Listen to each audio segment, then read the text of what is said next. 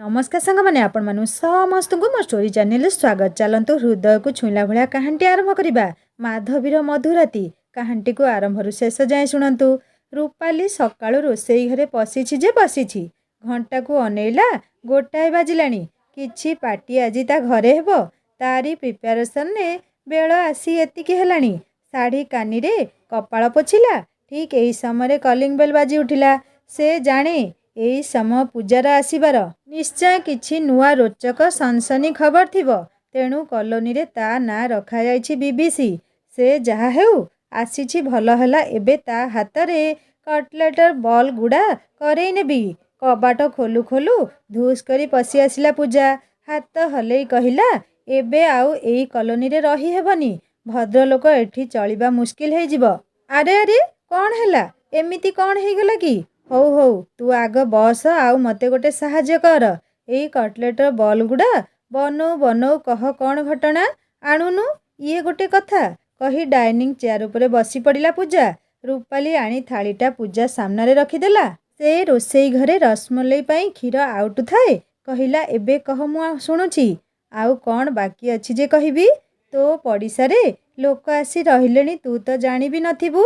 महापात्र बाबूर मुंड खराब हो गलानी। निजे तो एठी रहुनी ता बोली लोक देखी घर देबा कथा ना नुहे। से को माधवी दास को घर देइछि जे कॉलोनी उठुची पड़ुची। एई मात्र 8-10 दिन हेबो घर खाली हेइथिला। एमिति पैसा पागल आउ 4-5 दिन खाली पड़िथिले कौन से महापात्र बाबू खाइबाकू पाई नथांता जे एमिति तरतर हेई जाहाकू पारी ताहाकू घर भड़ारे देदेला। से घईता छाड़ीटे ता चरित्र उपरे केते कौन टिप्पणी देउछंती कॉलोनी वाला। शुणिछि से काले बहु सुंदरी सुंदरी जेतिकी तांको पछरे कहानी सेतिकी। एबे आम घईता मानको उपरे कड़ा नजर रखिबाकू हेबो। से काले मायाबिनीटे जेतिकी रागी थिला पूजा हाथ भी सेतिकी जोरे चलीथिला।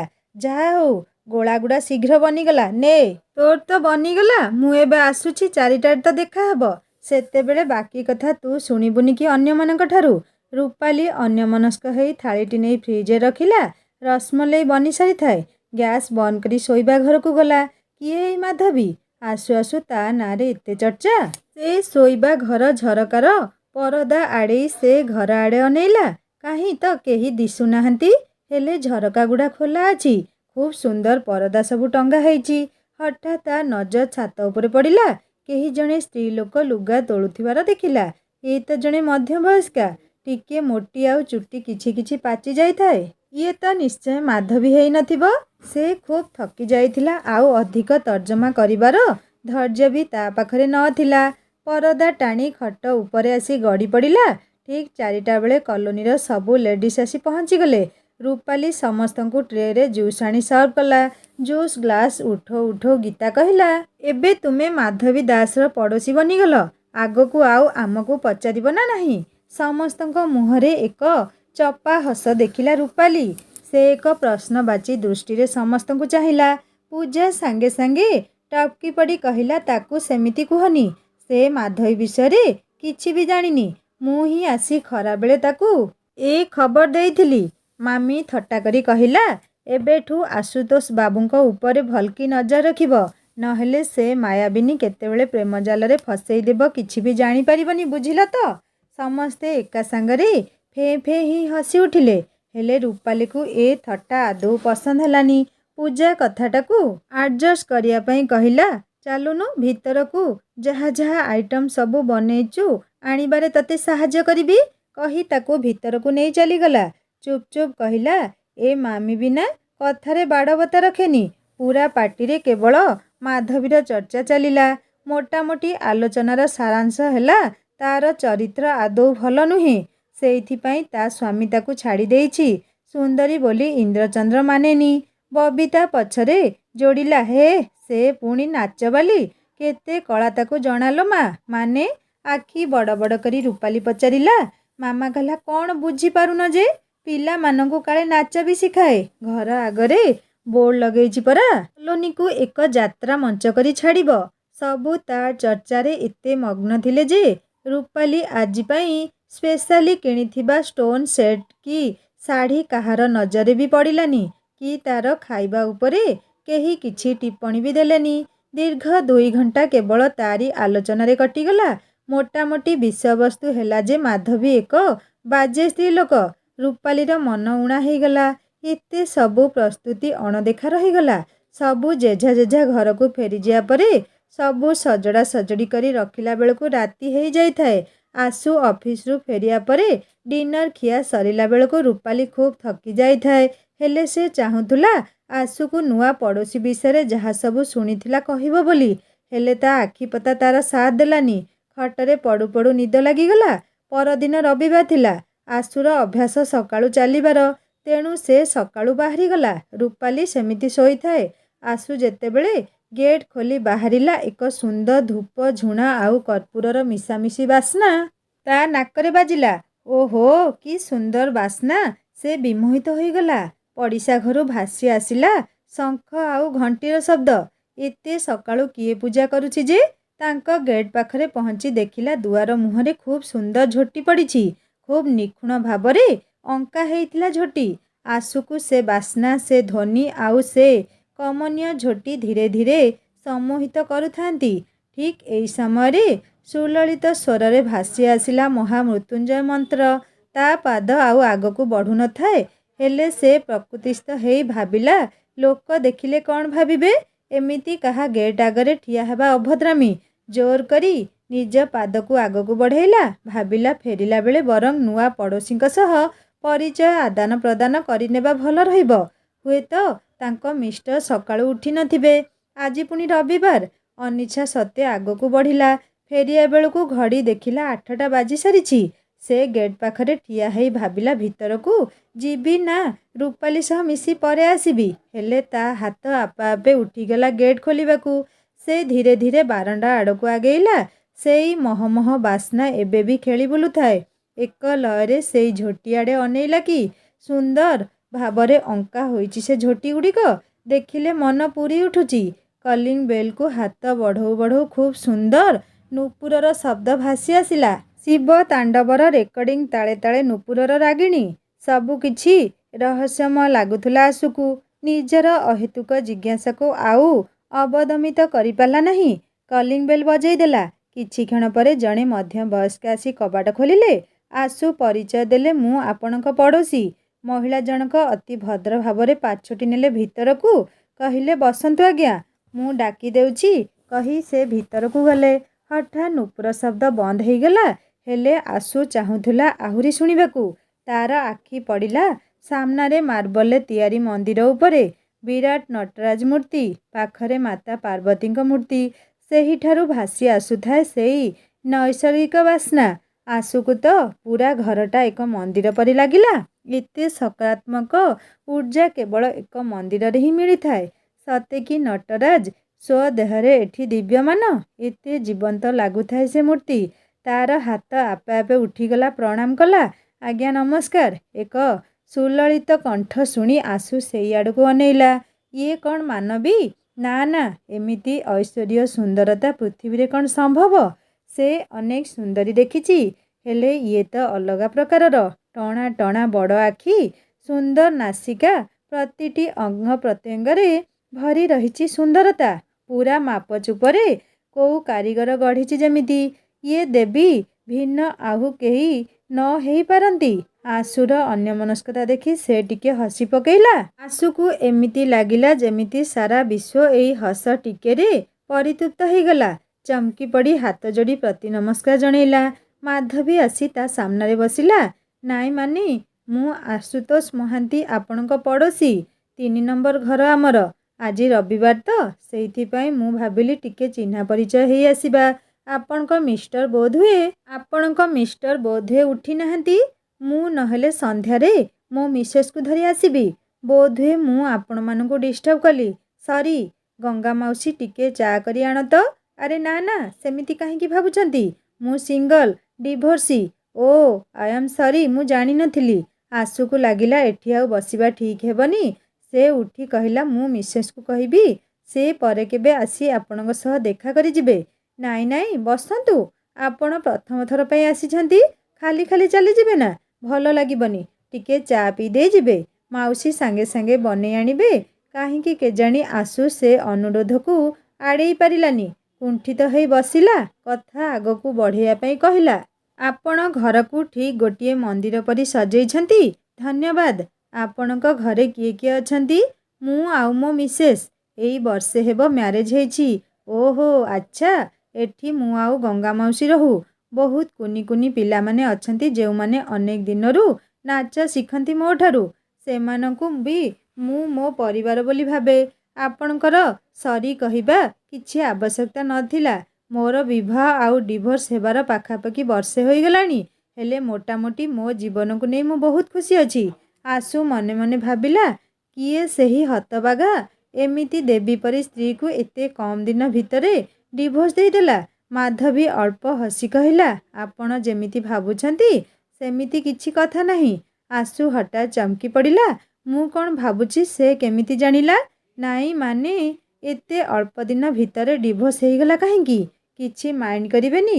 ହଠାତ୍ ମନକୁ ଆସିଲା ଏଇଥିପାଇଁ ପ୍ରଶ୍ନ କରିଦେଲି। ଗଙ୍ଗା ମାଉସୀ ଚା ନେଇ ଆସିଲେ।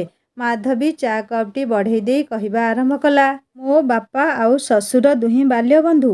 ସେ ଯେତେବେଳେ ମୋତେ ଦେଖିଲେ ବୋହୂ କରିବାକୁ ଏକ ପ୍ରକାର ଜିଦ୍ କଲେ।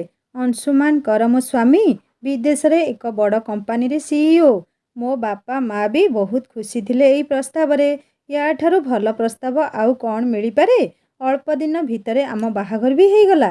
ବାହାଘର ପରେ ଅଂଶୁ ମୋତେ ଏକାନ୍ତରେ ଡାକି ନେଇ ସବୁ କଥା କହିଲେ। ସେ ସେଠି ଜଣକୁ ବହୁତ ଭଲ ପାଉଛନ୍ତି ଆଉ ତାକୁ ବିବାହ କରିବାକୁ ଚାହୁଁଛନ୍ତି। ହେଲେ ଏଥିରେ ବାପା ଜମା ରାଜି ହେଉନାହାନ୍ତି। ଖାସ୍ ସେଇଥିପାଇଁ ମୁଁ ତାଙ୍କୁ ଏ ବିଷୟରେ ଆଦୌ କିଛି ଜଣେଇ ନାହିଁ। ହେଲେ ହଠାତ୍ ସେ ତାଙ୍କ ଦେହ ଖରାପର ବାହାନା କରି ମୋତେ ଡକେଇ ଜବରଦସ୍ତ ଏ ବାହାଘର କରେଇ ଦେଲେ। ଏବେ ମୁଁ ଦୋ ଛକିରେ ଠିଆ ହେଇଛି। ନା ଏପଟକୁ ଯାଇପାରୁଛି ନା ସେପଟକୁ। ତାକୁ ପ୍ରତ୍ୟାଖ୍ୟାନ କରିବା ମୋ ପକ୍ଷରେ ଅସମ୍ଭବ ଆଉ ତୁମକୁ ଗ୍ରହଣ କରିବା ବି ସମ୍ଭବ ନୁହେଁ ମୋ ପକ୍ଷରେ। ଏବେ ମୁଁ କ'ଣ କରିବି ଜାଣିପାରୁନି। ତୁମକୁ ଗ୍ରହଣ କଲେ ଆମ ତିନି ଜଣଙ୍କ ଜୀବନ ନଷ୍ଟ ହେଇଯିବ ଆଉ ତୁମକୁ ଛାଡ଼ିଲେ ତୁମର ଜୀବନ ନଷ୍ଟ ହେଇଯିବ। ସେ ସେଠି ଏଇ ବାହାଘର ବିଷୟରେ କିଛି ବି ଜାଣିନି। ଯଦି ଜାଣେ ସେ କ'ଣ ଯେ କରିବସିବ ମୁଁ ଭାବିପାରୁନି। ଅନେକ ସମୟର ନୀରବତା ଭଙ୍ଗ କରି ମାଧବୀ କହିଲା, ବରଂ ଆପଣ ମୋତେ ଛାଡ଼ିଦେବାଟା ଠିକ୍ ରହିବ। କମ୍ ସେ କମ୍ ଦୁଇ ଜଣ ତ ଖୁସିରେ ରହିପାରିବେ। ଏମିତିରେ ଆମେ ସମସ୍ତେ କଷ୍ଟ ପାଇବା। ମଉସାଙ୍କୁ ମୁଁ ବୁଝେଇଦେବି। ଆପଣ କିଛି ଅର୍ଜେଣ୍ଟ କାମର ବାହାନା କରି ଏଠାରୁ ଶୀଘ୍ର ଚାଲିଯାଆନ୍ତୁ। ମୁଁ ଏଠି ସବୁ ସମ୍ଭାଳି ନେବି। ଅଳ୍ପ ଦିନ ପରେ ସେଠୁ ଆପଣ ଗୋଟେ ଲେଟର ଦେବେ ଆପଣଙ୍କ ଭଲ ପାଇବା ବିଷୟକୁ ନେଇ ମୋ ପାଖକୁ। ତାପରେ ମୁଁ ଏଠି ସବୁ ଠିକ୍ କରିଦେବି। ଅଂଶୁ ଖୁବ୍ ଭାବପ୍ରବଣ ହୋଇପଡ଼ିଥିଲେ। ସେ ମୋର ଅତି ନିକଟକୁ ଚାଲିଆସି ମୋ ହାତ ଦୁଇଟିକୁ ଜାବୁଡ଼ି ଧରି କାନ୍ଦି ପକେଇଥିଲେ। କହିଲେ, ମୁଁ ନିଜକୁ କେବେ ବି କ୍ଷମା କରିପାରିବି ନାହିଁ। ଏ ଅଫସୋସ ମୋର ଜୀବନସାରା ରହିବ। ତୁମ ଭଳି ସ୍ତ୍ରୀ ପାଇବା ଅତ୍ୟନ୍ତ ଗୌରବର କଥା। ହେଲେ ମୁଁ ଏମିତି ଏକ ହତଭାଗା ତୁମକୁ ପାଇକି ବି ପାଇପାରୁନି। ପାରିବ ଯଦି ମୋତେ କ୍ଷମା କରିଦେବ ଆଉ ମୋତେ ଯଦି ତୁମର ଏକ ଭଲ ବନ୍ଧୁଟିଏ ଭାବରେ ଗ୍ରହଣ କରିବ ମୁଁ ନିଜକୁ ଭାଗ୍ୟବାନ ବୋଲି ମନେ କରିବି।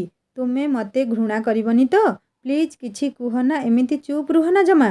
ଆରେ ନା ନା, ଆପଣ ସେମିତି କାହିଁକି ଭାବୁଛନ୍ତି? ଏଥିରେ ଆପଣଙ୍କର କିଛି ବି ତ ଭୁଲ ନାହିଁ। ଏଇଟା ଗୋଟେ ନିୟତିର ଖେଳ। ଆପଣ ଯେବେ ବି ଚାହିଁବେ ମୋ ସାଙ୍ଗେ କଥା ହେଇପାରିବେ। ଅନେକ ସମୟ ଯାଏ ମୋ ହାତକୁ ଧରି ବସି ରହିଲେ। ତାପରେ ସେ ଫେରିଗଲେ। ମୋ କହିବା ଅନୁସାରେ ଚିଠି ବି ଦେଲେ। ଘରେ ସମସ୍ତେ ଏ କଥା ଜାଣିଲେ। ଶ୍ୱଶୁର ଖୁବ୍ ରାଗିଯାଇ ତାଙ୍କୁ ତେଜପୁତ୍ର କରିଦେ ବୋଲି କହିଲେ। ଆଉ କହିଲେ, ସେ କ'ଣ ତତେ ଡିଭୋର୍ସ ଦେବ? ତୁ ତାକୁ ଡିଭୋର୍ସ ଦେ। ସେ କୁଳାଙ୍ଗାର ମୁହଁ ମୁଁ କେବେ ବି ଚାହିଁବିନି। ଆଜିଠୁ ତୁ ମୋର ଝିଅ। ତୋର ଆଉ ଥରେ ବିବାହ କରେଇବି, ତା'ଠାରୁ ଆହୁରି 100 ଗୁଣ ଭଲ ପାତ୍ର ସହ। ସମୟକ୍ରମେ ଆମର ଡିଭୋର୍ସ ହେଇଗଲା। ଧୀରେ ଧୀରେ ଶ୍ୱଶୁରଙ୍କ ରାଗ ବି ଶାନ୍ତ ହେଇଗଲା। ସେ ମୋର ଅନ୍ୟତ୍ର ବିବାହ କରେଇବାକୁ ଜିଦ୍ ଧରିଲେ। ହେଲେ ମୁଁ ରାଜି ହେଲିନି। ମୁଁ ଯଦି ଆପଣଙ୍କ ଝିଅ ହେଇ ଏଇଠି ସବୁଦିନ ରହେ ତାହେଲେ ଆପଣ କ'ଣ ଖୁସି ହେବେନି? ସେ ଖାଲି ସବୁବେଳେ କହୁଥାନ୍ତି ତୋର ଏଇ ଖାଲି ସିନ୍ଥା ମୋତେ ବହୁତ କଷ୍ଟ ଦେଉଛି ଆଉ ଅପରାଧ ବୋଧ କରଉଛି। ତୋର ବାହାଘର କରେଇଦେଲେ କମ୍ ସେ କମ୍ ମୁଁ ଶାନ୍ତିରେ ମରି ତ ପାରିବି। ହେଲେ କାହିଁକି କେଜାଣି ଦ୍ୱିତୀୟ ବିବାହ ପାଇଁ ମୋର ଆଦୌ ଇଚ୍ଛା ହେଲାନି। ସାହି ପଡ଼ିଶା ଟାହିଟାପରା କରିବା ଆରମ୍ଭ କରିଦେଲେ। ଏଇଟା ତ ମଣିଷ ସମାଜର ସ୍ୱଭାବ। ଦିନେ ଶ୍ୱଶୁରଙ୍କୁ କହିଲି, ମୁଁ ପିଲାମାନଙ୍କୁ ନାଚ ଶିଖଉଥିଲି। ଆପଣ ଯଦି ଅନୁମତି ଦେବେ ସେମାନଙ୍କୁ ପୁଣି ନାଚ ଶିଖେଇବି। ମୋର ସମୟ ବି ଅତିବାହିତ ହେଇଯିବ। ଘରେ ଖାଲି ବସି ବସି ବୋର୍ ଲାଗୁଛି। ସେ ଅନୁମତି ଦେଇଦେଲେ। ହେଲେ ଟାହି ଟାପରାର ମାତ୍ରା ଦିନକୁ ଦିନ ବଢ଼ି ଚାଲିଲା। ବୋହୂକୁ ନାଚବାଲି କରି ନଚେଇଲେଣି। ପଇସା ରୋଜଗାର ଭଲ ପନ୍ଥାଟେ ପାଇଛନ୍ତି। ବୁଢ଼ାବୁଢ଼ୀଙ୍କ ମୁଣ୍ଡ ଖରାପ ହୋଇଗଲାଣି ବୋଧହୁଏ। ଏମିତି ବହୁତ କଥା। ଶାଶୁ ଶ୍ୱଶୁର ବି ଅତିଷ୍ଠ ହୋଇପଡ଼ିଲେ। ମୁଁ ଲେଖାଲେଖି କରେ, ତାହା ବି ଏମିତି ପରିବେଶରେ ଏକଦମ ବନ୍ଦ ହେଇଗଲା। ମନେ ମନେ ଠିକ୍ କଲି ଏଠୁ ଦୂରକୁ ଯିବାକୁ ହିଁ ପଡ଼ିବ। ନହେଲେ ଶାଶୁ ଶ୍ୱଶୁର ସବୁବେଳେ ମାନସିକ ଅବସାଦ ଭିତରେ ରହିବେ। ଆଉ ମୁଁ ବି। ଅନ୍ୟକୁ ସମାଲୋଚନା କରିବା ଏଇଟା ତ ଲୋକମାନଙ୍କ ଅଭ୍ୟାସ। ସେମାନଙ୍କ ମୁହଁ ବନ୍ଦ କରି ହେବ ନାହିଁ। ଆଉ ସବୁଠୁ ବଡ଼ କଥା ହେଲା, ମୁଁ ଏଠି ରହିଲେ ଅଂଶୁ କେବେ ବି ନିଜ ଘରକୁ ଆସିପାରିବେନି। କାରଣ ମୁଁ ଏଠି ରହିଲେ ଶ୍ୱଶୁର କେବେ ବି ତାଙ୍କୁ କ୍ଷମା କରିବେନି। ସେ କ୍ଷତ ସବୁବେଳେ ତାଜା ହେଇ ରହିବ। ଶାଶୁ ଯେତେ ହେଲେ ବି ସେ ଜଣେ ମା'। ସେ ସିନା ମୋ ଆଗରେ କିଛି କୁହନ୍ତିନି, ହେଲେ ମନେ ମନେ ସେ ତାଙ୍କର ଏକମାତ୍ର ପୁଅକୁ ଝୁରି ହୁଅନ୍ତି। ପ୍ରାୟ ବର୍ଷେ ପାଖାପାଖି ହେବ ସେ ତାଙ୍କୁ ଦେଖି ନାହାନ୍ତି। ବାଧ୍ୟ ହେଇ ଶ୍ୱଶୁରଙ୍କୁ କହିଲି, ଏଇ ଯେଉଁ ପିଲାମାନେ ନାଚ ଶିଖୁଛନ୍ତି ସେମାନଙ୍କୁ ଏଠିକି ଆସିବାକୁ ଦୂର ହେଉଛି। ମୁଁ ସିଆଡ଼େ ଘର ନେଇ ରହିଲେ ସେମାନଙ୍କୁ ସୁବିଧା ହେବ। ଶ୍ୱଶୁର ମୋ ମନ କଥା ବେଶ୍ ବୁଝିପାରିଲେ। ଜାଣିଲେ ଏଇଟା ଗୋଟେ ବାହାନା ମାତ୍ର। ହେଲେ ସତ କଥା ହେଲା, ବିଚାରୀର କିଛି ଦୋଷ ନାହିଁ। ହେଲେ ଲୋକଙ୍କ ଏତେ ଟାହିଟାପରା ଶୁଣିବାକୁ ପଡ଼ୁଛି। ତାକୁ ଏ ନର୍କରୁ ଉଦ୍ଧାର ମିଳିବା ଦରକାର। ତେଣୁ ସେ ଅନୁମତି ଦେଇଦେଲେ। ହେଲେ କାଳେ ମୁଁ ଏକୁଟିଆ ଅନୁଭବ କରିବି, ସେଇଥିପାଇଁ ଏଇ ଗଙ୍ଗା ମାଉସୀକୁ ମୋ ସାଙ୍ଗରେ ପଠେଇଲେ। ଇଏ ଶ୍ୱଶୁରଙ୍କ ଜଣେ ଦୂର ସମ୍ପର୍କୀୟ ବିଧବା ଭଉଣୀ, ଯିଏକି ଗାଁରେ ଏକୁଟିଆ ରହୁଥିଲେ। ଏଇ ହେଉଛି ମୋ କାହାଣୀ। ଆଶୁ ଚା ପିଇ ସାରିଥାଏ, ହେଲେ ତା ମନ ଖୁବ୍ ଭାରାକ୍ରାନ୍ତ ହେଇଯାଇଥାଏ। ଏକ ଦୀର୍ଘ ନିଶ୍ୱାସ ଛାଡ଼ି କହିଲା, ଆଚ୍ଛା ମୁଁ ଏବେ ଆସୁଛି। ଉଠି ଠିଆ ହେଲା। ନମସ୍କାର କରି ବାହାରି ଆସିଲା। ସତରେ ଜୀବନ ନାଟକ କେତେ ବିଚିତ୍ର। ଯେତେ ଚରିତ୍ର ସେତେ କାହାଣୀ। ହେଲେ ଆଶୁକୁ କାହିଁକି କେଜାଣି ବାର ବାର ଲାଗୁଥିଲା ଇଏ ଜଣେ ସାଧାରଣ ନାରୀ ନୁହଁ। ରୂପ ରଙ୍ଗ ତ ଏକ ଦେବୀ ପରି। ନିଶ୍ଚୟ ଏକ ବିଶେଷ ଉଦ୍ଦେଶ୍ୟ ନେଇ ୟାର ଜନ୍ମ। ଯେମିତି ସ୍ୱୟଂ ଜଗଜ୍ଜନନୀ ଧାରାବତରଣ କରିଛନ୍ତି। ଏମିତି ଅନେକ କଥା ଭାବୁ ଭାବୁ ଘରେ ପହଞ୍ଚିଲା। ରୂପାଲି ଆଶୁକୁ ଖାଲି ହାତରେ ଦେଖି ପଚାରିଲା, ତମେ କ'ଣ କିଛି ଆଣିନ? ତମର ଡେରି ହେବାର ଦେଖି ଭାବିଲି ତମେ ମାର୍କେଟ ଆଡ଼େ ଯାଇଛ ବୋଲି। ହେଲେ ଏତେ ସମୟ ହେଲା କୋଉଠି ଥିଲ? ମୁଁ ଆମ ଯେଉଁ ନୂଆ ପଡ଼ିଶା ଆସିଛନ୍ତି ତାଙ୍କରି ଘରକୁ ଯାଇଥିଲି। ସେ ଜଣେ ସିଙ୍ଗିଲ୍ ଲେଡି। ରୂପାଲି ପାଦ ତଳୁ ଯେମିତି ମାଟି ଖସିଗଲା। ତୁମେ ଏତେ ସମୟ ଧରି ତାଙ୍କ ଘରେ କ'ଣ କରୁଥିଲ? ଯେତେବେଳେ ଜାଣିଲ ସେ ଏକୁଟିଆ ରହୁଛି, ତମର ଚାଲି ଆସିବାର ଥିଲା। ଏଠି ସମସ୍ତେ ତା ବିଷୟରେ ଅନେକ କଥା କହୁଛନ୍ତି। ମୁଁ ରାତିରେ ସେସବୁ ତମକୁ କହିବାକୁ ଚାହୁଁଥିଲି, ହେଲେ ଏତେ ଟାୟାର୍ଡ଼ ହେଇଯାଇଥିଲି ଯେ ଶୋଇପଡ଼ିଲି। ତମକୁ ଯଦି କେହି ଦେଖିଥିବେ ତାଙ୍କ ଘରକୁ ଯିବାର, ତେବେ କେତେ କଥା କହିବେ ସମସ୍ତେ। ଯୋଉ କଥାକୁ ଡରୁଥିଲି ତମେ ସେଇଆ କଲ। ସେ ସବୁ ବାଜେ କଥା। ଲୋକଙ୍କ କାମ ଏମିତି ଅପପ୍ରଚାର କରିବା।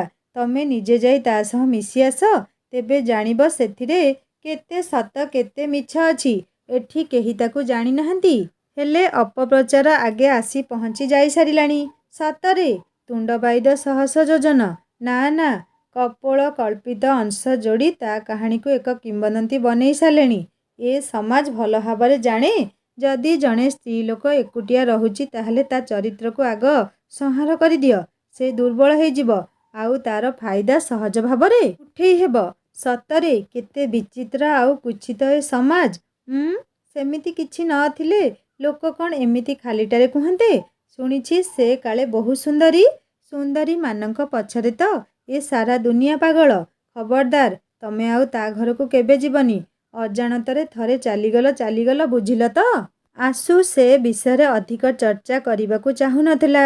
ତେଣୁ ସେ ଓକେ କହି ଉଠିଗଲା। ଭଲ ଭାବେ ଜାଣେ, ସ୍ତ୍ରୀ ଲୋକ ମାତ୍ରେ ହିଁ ସନ୍ଦେହୀ। ଯଦି ମାଧବୀକୁ ନେଇ ବେଶୀ ଓକିଲାତି କରିବି, ରୂପାଲି ବି ମୋତେ ସନ୍ଦେହ କରିବା ଆରମ୍ଭ କରିଦେବ। ୟା ଭିତରେ କିଛି ମାସ କଟିଗଲା। ବେଳେ ବେଳେ ରୂପାଲି ଆସି ମାଧବୀ ବିଷୟରେ କିଛି କିଛି ଉଡ଼ା ଖବର ଶୁଣି ଆସି ଆଶୁକୁ କୁହେ।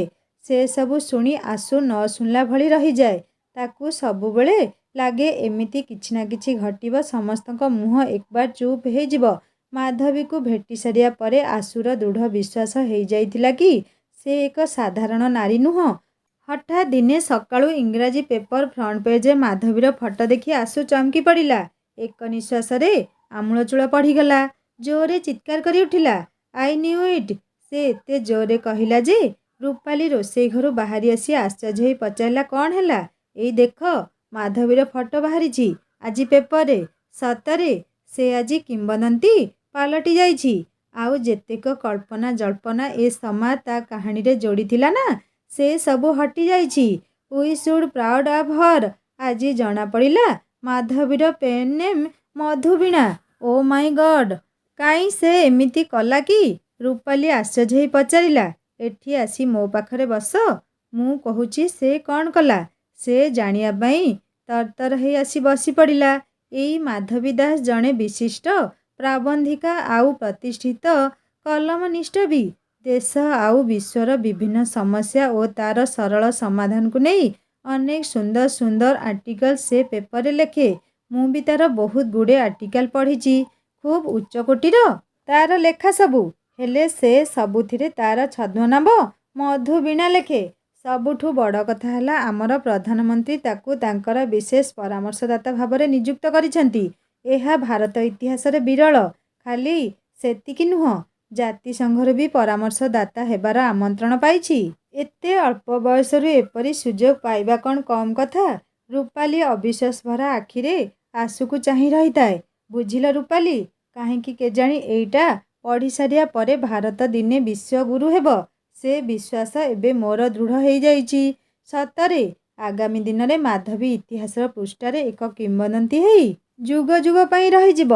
ଏସବୁ ଶୁଣି ସାରିବା ପରେ ରୂପାଲି ଧୀରେ କହିଲା, ମୁଁ ବୋଧହୁଏ ମାଧବୀକୁ ପଡ଼ୋଶୀ ହିସାବରେ ଭେଟିବାରେ ବହୁତ ଡେରି କରିଦେଇଛି। ଅନେକ ସମୟରେ ସମାଜ ଦ୍ୱାରା ବନ୍ଧା ଅନ୍ଧ ପୁଟୁଳି ଯୋଗୁଁ ବିବେଚନାରେ ବହୁତ ବଡ଼ ତ୍ରୁଟି ହେଇଯାଏ। ଖୁବ୍ ଅନ୍ୟମନସ୍କ ଭାବରେ କହିଲା, ଏଇଠି ଶୁଣୁଛ, ଆଜି ସନ୍ଧ୍ୟାରେ ଆମେ ଦୁହେଁ ତାକୁ ଦେଖା କରିବାକୁ ଯିବା। ପୁଣି ଆଉ କେବେ ଭେଟ ହେବ କି ନ ହେବ କେଜାଣି। ସାଙ୍ଗମାନେ, ଏହି କାହାଣୀରୁ ଆମେ ଶିଖିଲେ ଯେ ସଜ ମାଛରେ ପୋକ ପକେଇବା ଲୋକମାନଙ୍କର ଅଭ୍ୟାସ ଥାଏ। କାହାଣୀଟିକୁ ଏଇଠି ସମାପ୍ତ କରୁଛି। କାହାଣୀଟିକୁ ଆରମ୍ଭରୁ ଶେଷ ଯାଏଁ ଶୁଣିଥିବାରୁ ବହୁତ ବହୁତ ଧନ୍ୟବାଦ। କାହାଣୀଟି ଯଦି ଆପଣମାନଙ୍କ ହୃଦୟକୁ ଟିକେ ବି ଛୁଇଁ ପାରିଥାଏ, ତାହେଲେ ଲାଇକ୍ଟିଏ କରିବେ ଆଉ ସବସ୍କ୍ରାଇବ୍ କରି ବେଲ୍ ଆଇକନ୍ ଦବାଇଦେବେ। ଯାହାଫଳରେ ମୁଁ ନୂଆ ନୂଆ କାହାଣୀ ଅପଲୋଡ଼ କଲେ ଆପଣମାନଙ୍କ ନୋଟିଫିକେସନ୍ ପହଞ୍ଚିବ। ଆପଣମାନେ କାହାଣୀଟିକୁ ସର୍ବପ୍ରଥମେ ପଢ଼ିପାରିବେ ଓ ଶୁଣିପାରିବେ। ହିନ୍ଦୀ ଷ୍ଟୋରି ଚ୍ୟାନେଲରେ ନୂଆ କାହାଣୀ ଅପଲୋଡ଼ ହେଇଯାଇଛି। ଆପଣମାନେ ଭିଜିଟ୍ କରି କାହାଣୀ ଶୁଣନ୍ତୁ। ସବସ୍କ୍ରାଇବ୍ କରିବାକୁ କେବେ ବି ଭୁଲେନି। ରହୁଛି, ଜଲ୍ଦି ଦେଖାହେବ ଆଉ ଗୋଟେ ନୂଆ କାହାଣୀ ସହିତ। ନମସ୍କାର, ଜୟ ଜଗନ୍ନାଥ।